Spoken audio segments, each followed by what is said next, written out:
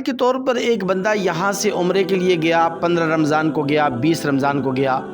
اور اس کے 21 روزہ اس کا ویزا ہے، 21 دن میں اس نے عمرے کا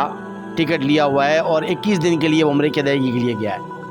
لیکن وہاں پر پہنچنے کے بعد اب وہ عید کیسے منائے گا؟ کیا وہ سعودی عرب والوں کے ساتھ عید منائے گا، یا پھر یہ کہ پاکستان والوں کے ساتھ عید منائے گا، یا جس شہر یا جس ملک سے وہ گیا تھا اس ملک کے ساتھ وہ عید منائے گا؟ کیونکہ عام طور پر آپ نے دیکھا ہوگا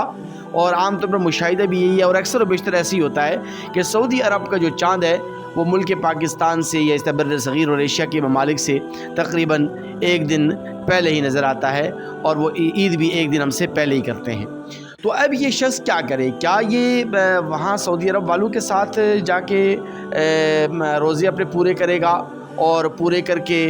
جس دن عید کا دن ہوگا، عید الفطر کا دن ہوگا، تو اس دن وہ ان کے ساتھ عید منائے گا، یا پھر یہ کہ ان کے ساتھ عید نہیں منائے گا؟ اور اگر عید ان کے ساتھ مناتا ہے تو اس کے جو 1-2 روزے جو اس کے رہ گئے، تو یہ 1-2 روزے وہ کب ادا کرے گا؟ کیا اس کی ادائیگی بعد میں کرے گا یا کب کرے گا؟ تو یہ ایک اہم ترین تفصیلات ہیں، اور یہ اس مسئلے کے متعلق اکثر و بیشتر لوگ سوالات بھی کر رہے ہیں، تو میں آپ کے سامنے اس سوال کا جواب دینا چاہتا ہوں۔ دیکھیے،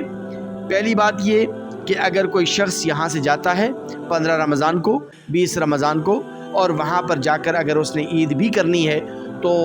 عمرے کے لیے گیا یا کسی بھی کام اپنے ذاتی کام سے گیا، تو اب اس کے لیے حکم یہ ہے کہ وہ وہاں پر جا کر سعودی عرب والوں کے ساتھ عید الفطر منائے گا، اور عید الفطر کے دن اس کے لیے روزہ رکھنا وہاں پر جائز نہیں ہوگا۔ اگرچہ اس کے 1-2 روزے کم ہیں، یعنی اس کے 28 روزے ہو گئے یا اس کے 27 روزے ہوئے، تو اگر 27 روزے ہوئے اس کے، تو یہ 2 روزے اس کے باقی رہ گئے، اور اگر اس کے 28 روزے ہوئے تو 1 روزہ اس کا باقی رہ گیا۔ لیکن عید اس نے سعودی عرب والوں کے ساتھ ہی منانی ہے۔